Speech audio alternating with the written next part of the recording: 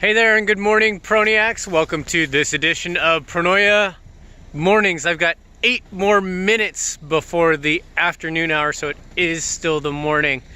Sorry I haven't caught up with you for the last half of a week.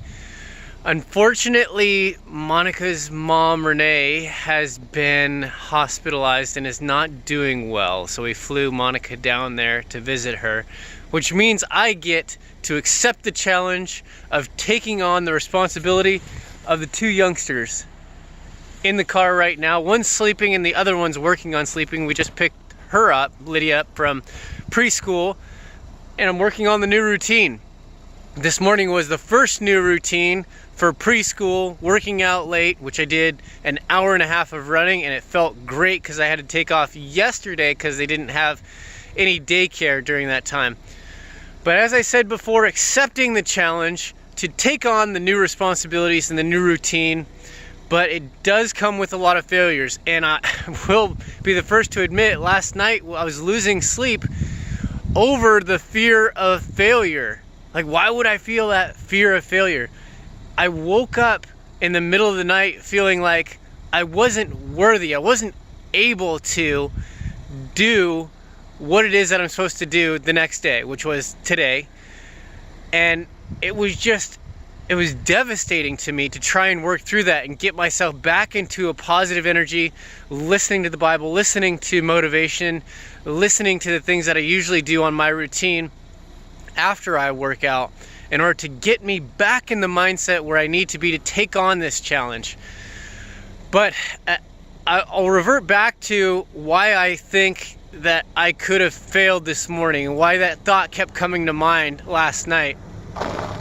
Because over the weekend, the first morning, which was Saturday morning that Monica was gone, Georgia went out and was running around on, and she usually gets on these counters, right? And I have my journal on the counter, and I didn't do all of the dishes, the hand washes that night before.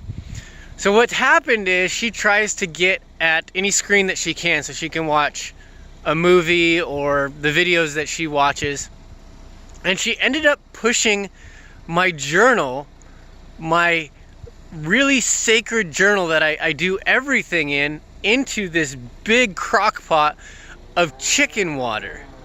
Oh, it was so upsetting. And that was the first failure that I felt as Monica had been gone, and as I'm taking over the children and making sure that they're getting reasonably taken care of, and learning a lot during this time, because my routine is totally switched up, but I'm trying to embrace it. I'm trying to accept it as a challenge and work my way through it. But this morning, I'm happy to report that everything has gone smooth, and just taking it step by step by step has created a lot of successes and built momentum into where we're going to go tomorrow, because Monica comes home on the 2:30 flight and I can't be more prepared for it. So take on those new challenges, embrace the new routine, and just take it step by step, and change your mindset from failure to the positive talk to